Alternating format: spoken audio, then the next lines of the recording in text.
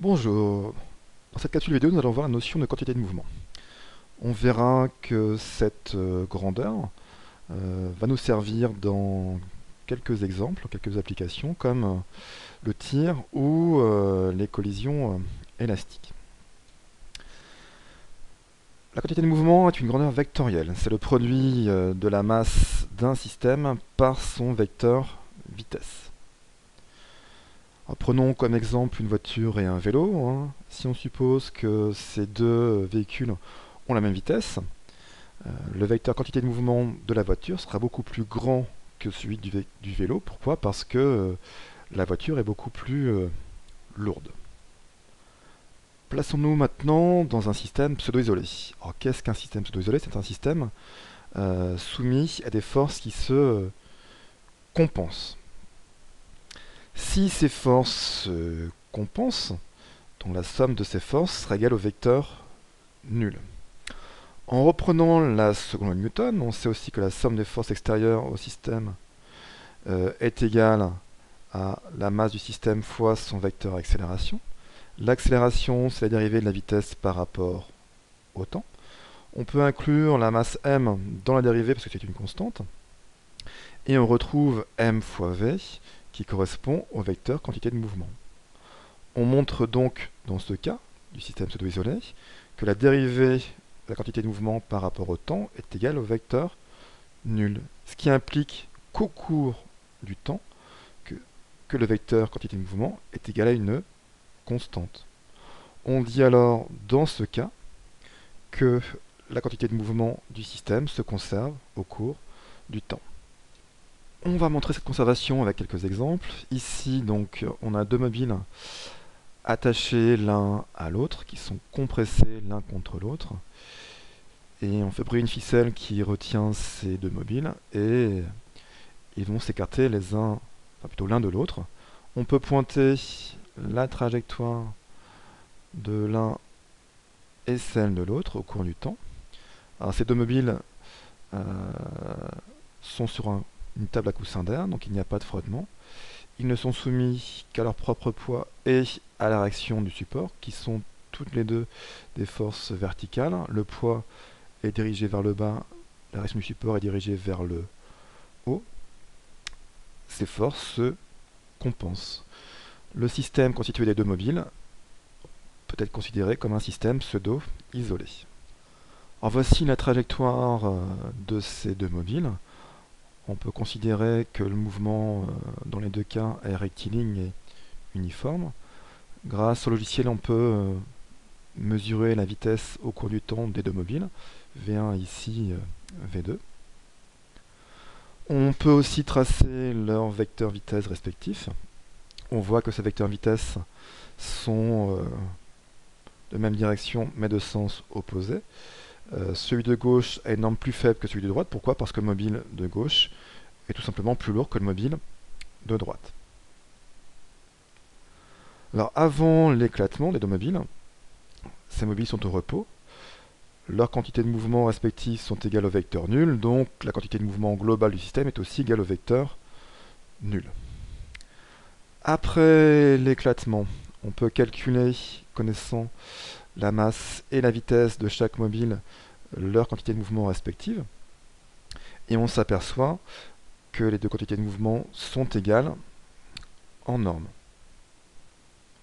Alors, comme les vecteurs quantité de mouvement sont collinéaires au vecteur vitesse, parce que P est égal à m fois v, donc P a la même direction que le même sens que v. Ça veut dire aussi que P'1 et P'2 sont des vecteurs qui ont la même direction, des sens opposés, mais ils ont la même norme. Donc si on fait la somme vectorielle de ces deux vecteurs, c'est-à-dire P1 plus P2, on obtient ici un vecteur nul. Cela a bien montré que dans ce cas, la quantité de mouvement s'est conservée au cours du temps. Première application, le tir au canon ou au fusil. Donc on a ici un système constitué d'un canon et d'un boulet qui est dans le fût du canon. Ce système est au départ au repos, il est donc soumis à des forces qui se compense, on peut le considérer comme pseudo-isolé. Donc avant le tir, la quantité de mouvement du canon et celle du boulet sont égales au vecteur nul. Donc celle du système, qui est la somme des deux, est aussi égale au vecteur nul. Comme ce système est au repos, on peut considérer qu'il est pseudo-isolé. Donc on va dire qu'au cours du temps, la quantité de mouvement du système se conserve. Elle sera donc la même avant le tir qu'après le tir. Alors après le tir, donc voilà ici le schéma. La quantité de mouvement du système sera égale à celle du boulet plus celle du canon. Donc là, ces valeurs ne sont pas égales au vecteur nul. Hein. On retrouve l'expression m fois v dans les deux cas. Mais comme la quantité de mouvement après le tir est égale à celle d'avant le tir, bah la somme de ces deux vecteurs donne un vecteur nul.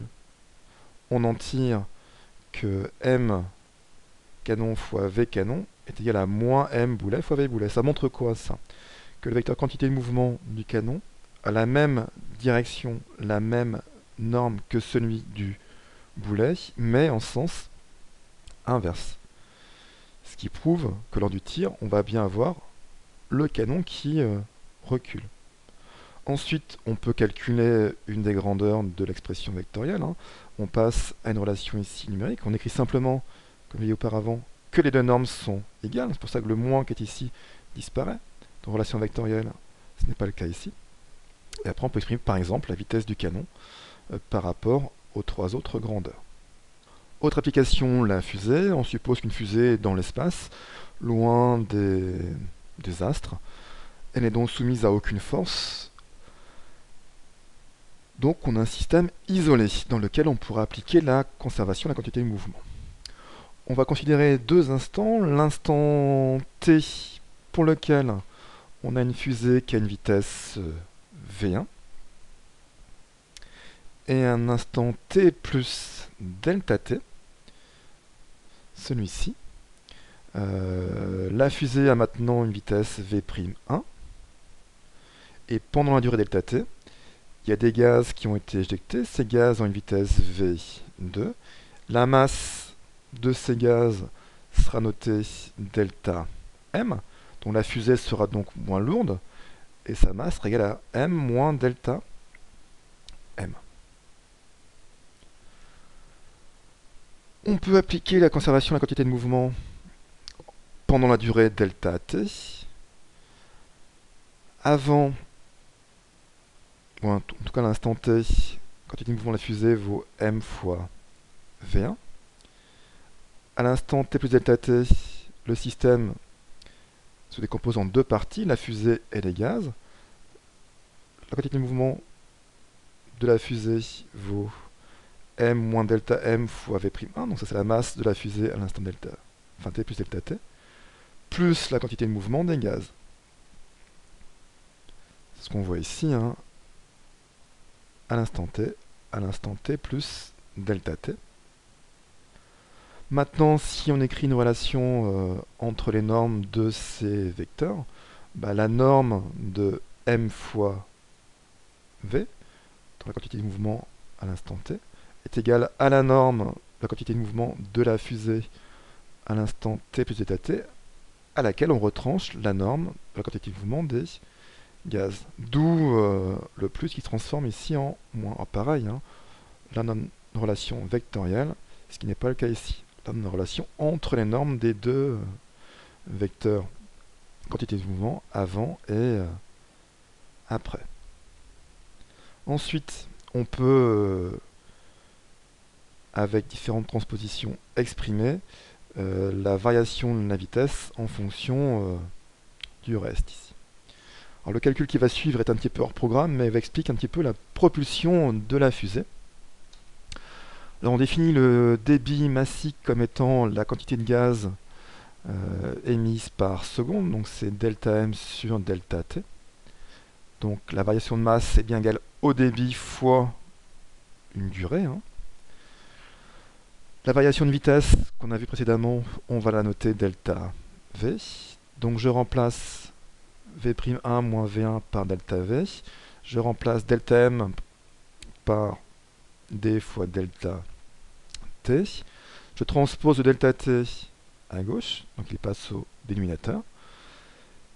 On a ici la variation de vitesse sur une variation de temps. Et lorsqu'on fait tendre delta T vers 0, on a ici ce rapport qui correspond à la dérivée. La dérivée de la vitesse par rapport au temps, c'est l'accélération. La seconde loi de Newton nous indique quoi? Que la masse du système fois son accélération est égale à la somme des forces extérieures. Ce qui veut dire que par rapport au deuxième cas ici, la masse de la fusée fois l'accélération de la fusée est égale à ce produit qui correspond, d'après la seconde loi de Newton, à la force exercée sur le système qu'est la fusée. Cette force, exercée donc par les gaz sur la fusée, correspond à la force de propulsion, qui va permettre à la fusée d'accélérer au cours du temps. Considérons maintenant le choc entre deux mobiles. Ces deux mobiles constituent, comme tout à l'heure, un système pseudo-isolé. On va pouvoir noter les trajectoires des deux mobiles avant le choc et aussi après le choc. On peut s'apercevoir qu'on va avoir finalement 4 portions de droite, et pour ces 4 portions, on pourra considérer que le mouvement est rectiligne et uniforme. Donc voici le graphique de ces trajectoires des mobiles 1 et 2 avant et après la collision. Alors avant le choc, connaissant donc l'échelle du document et sachant que chaque portion correspond à un mouvement rectiligne uniforme, on peut calculer donc la vitesse moyenne, et connaissant la masse de chaque mobile, on en déduit la norme de la quantité de mouvement du mobile 1 et du mobile 2 avant le choc. On fait la même chose après le choc. Donc voilà les 4 quantités de mouvement pour les 4 portions considérées. On choisit une échelle pour tracer les vecteurs quantité de mouvement. Chaque vecteur sera de même direction que les 4 portions de droite du graphique. On peut tracer le vecteur quantité de mouvement du mobile 1 avant le choc, pareil pour le mobile 2, et faire ensuite la somme de ces deux vecteurs avant le choc. Donc voilà le vecteur quantité de mouvement du système mobile 1 plus mobile 2 avant le choc. On fait la même chose après le choc. Voilà. Donc voilà la quantité de mouvement du système après le choc. Et on s'aperçoit que le vecteur quantité de mouvement avant le choc et celui après le choc sont égaux en direction, en sens et en norme. Donc ça montre bien qu'il y a eu conservation de la quantité de mouvement. On pourrait donc, avec cette relation, rechercher vectoriellement les données manquantes par rapport à une des masses ou une des vitesses d'un des mobiles. Par contre, on fait très attention, on ne peut pas écrire que P1 plus P2 égale à P'1 plus P'2. Il n'y a pas de relation directe entre les normes. L'étude dans ce cas est obligatoirement vectorielle. Pourquoi? Parce que les trajectoires, en tout cas les 4 portions de trajectoire, ne sont pas du tout dans la même direction, ce qui complique un petit peu les choses. Donc si on résume l'ensemble de ce qu'on vient de voir, quelle méthode adopter pour résoudre des exercices sur ce sujet? D'abord définir un système. Alors souvent le système sera constitué de deux objets mobiles. Ensuite, il faut regarder dans l'énoncé ou prouver que ce système est pseudo-isolé. Dans ce cas, on pourra appliquer la conservation de la quantité de mouvement pour ce système. Il faudra aussi définir un événement pour avoir un avant et un après, pour lesquels on pourra euh, appliquer cette conservation. Je prends l'exemple du canon, l'événement c'est le tir. Pour les mobiles précédents, c'est le choc. Ensuite, selon l'énoncé que vous aurez, si c'est expérimental, si c'est sur un exercice sur papier, vous rechercherez, définirez, tracez ou calculez les quantités de mouvement des objets du système avant et après l'événement. Vous en tirez donc une relation vectorielle en écrivant la conservation et la quantité de mouvement avant et après le choc.